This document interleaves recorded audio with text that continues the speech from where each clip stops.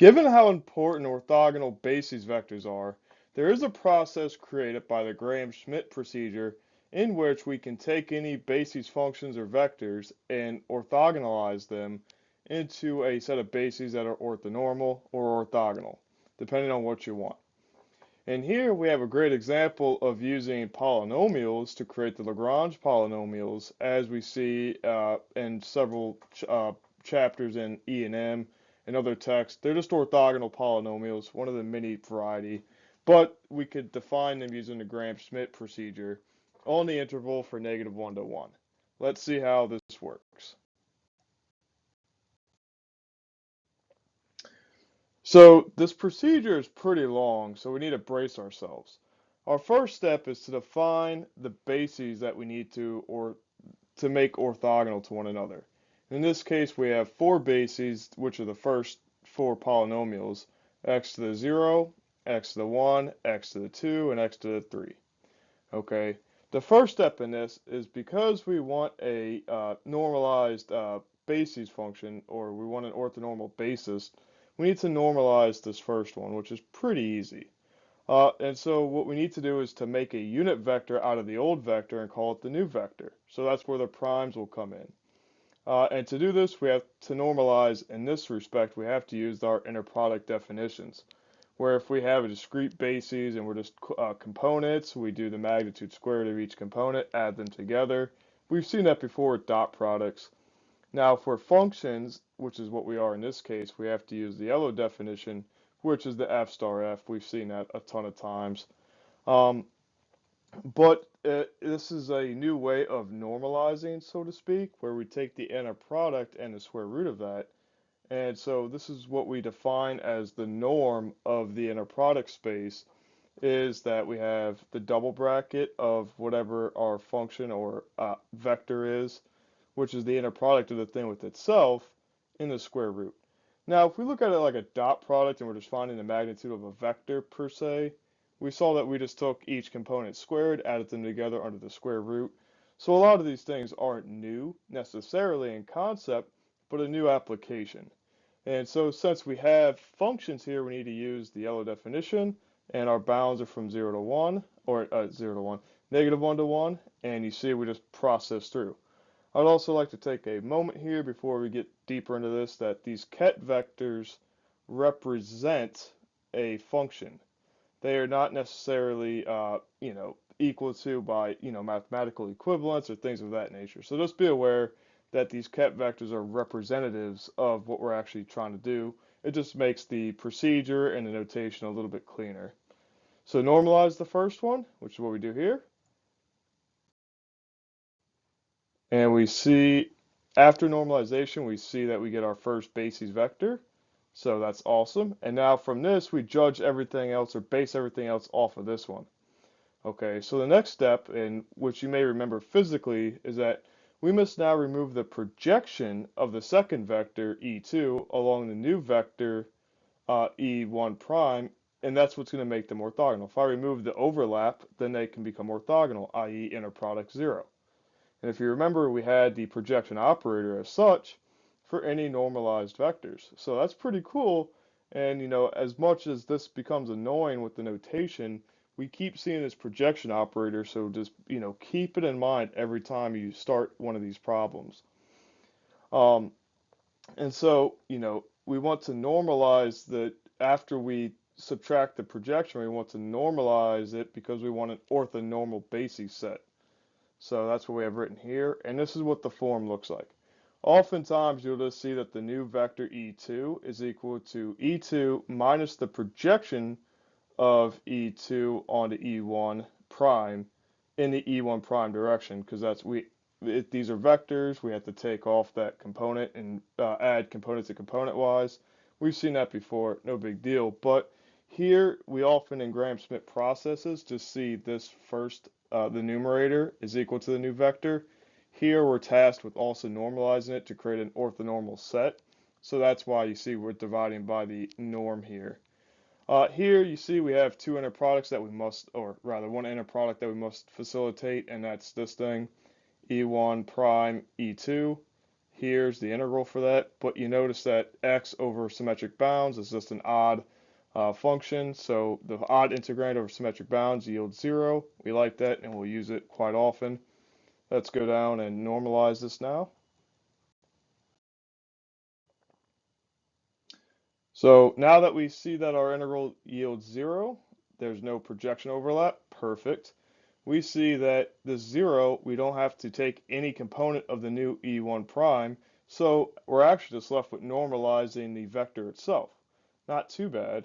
We see here that the normalization of x leads to a coefficient via the normalization procedure down there of √3/2. So this is how you start seeing these weird coefficients coming up in norm spaces because of this normalization procedure. Nonetheless, if we normalize the second polynomial, or the second part of this polynomial via x, we're good. So now we just have to rinse and repeat this for however many bases vectors we want, and so long as we keep subtracting off each successive projection, we're fine. So let's see what the third basis vector will look like. All right, so here we're going to have, since we're on a third one, we're going to have two projections to minus off. The projection of the new bases 1 on E3 and the projection of the new bases 2 from E3. So get rid of them both, and then we should be okay to go. So we have two inner products here. Take that as we wish. Here, again, since we're all real, all happy, no big deal with complex conjugate. It's just a constant. Take it out front, integrate, evaluate. I think calculus at this point in your career is not too bad. So go ahead and just fill those out. You see we get x and x squared. That gives us a odd integrand, symmetric bounds. Use and abuse that again. Easy enough. Plug it in. Now we are tasked, since we have a non-zero here, we have to simplify this before we can find the norm. So let's see how we do that. Now going back to what we said about the Kets being representatives, here this representative was of 1 over √2 for the new basis 1 vector. So that's how we do that. And then we have a function, and we need to normalize the function here. So that's why we have the function squared in the square root here. So we're normalizing this function, not just each individual part. That is the function of normalization. So, once you can find the numerator, doing the rest is easy work. Integrate out, you see we get 8 over 45. You take the reciprocal, we end up with our new basis 3 vector. But you see here how the basis 3 now takes on not only a normalization, but a shifted base will be with this 1/3. That's how we get the projections off, and that's really how these polynomials start to form up. Clearly we see that 45 and 8 have a 9 in the numerator and a factor of 4 in the denominator, so we could bump out a 3 and a 2, which is why we multiply by 3/2 here, and then 3/2 times 1/3 yields a 1/2 there. Just be careful with the algebra, of course. It's one step of physics or math, and then the rest is, or new math, and then the rest is algebra. Be very careful of that. Now finally, on to our fourth one. We have to, as you guessed, subtract 3 successive projections off of the new one. So E1 prime with E4, E2 prime E4, and E3 prime E4. Let's take each of those case by case and simplify down accordingly. Wonderful, wonderful. So you see our first one with x cubed being the E4 and our new base is in blue. We see that we have an odd integrand. Perfect. Symmetric bounds, 0. We like that.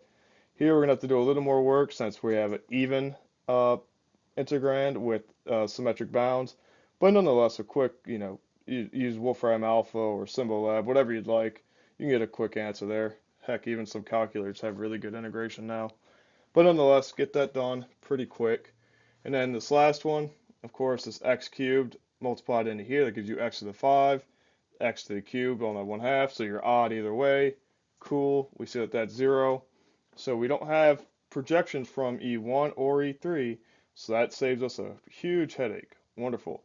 We just have to simplify down E4 with the scaling factor from the inner product on E2. Let's go ahead and see what that is. Cool. So you see now we have another variable coming into the play with the fact that we had 𝐸2 prime. So it's not just a number, it's also a variable. And you see this is the new function now, so we have to normalize the new function, which is why we have it squared. Run it through the ringer, take its numeric, flip it with the reciprocal, and we see that we have a nice consolidated answer here. And you see the fact that we keep removing successive projections.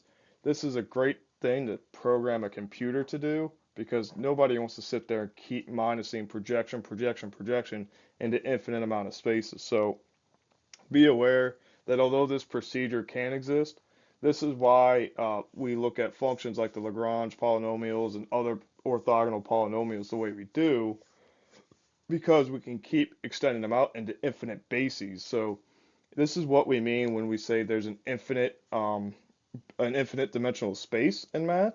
There's an infinite collection of these things. Vectors are a finite dimensional thing, and that's slightly different. But nonetheless, keep in mind the abstractness of this growing. Just like in the infinite square well, we had an infinite amount of wave functions that we could possibly be. So just be aware, these things keep coming up over and over again, and these definitions will come back to you. So take notes while you can, and I'll see you at the next one.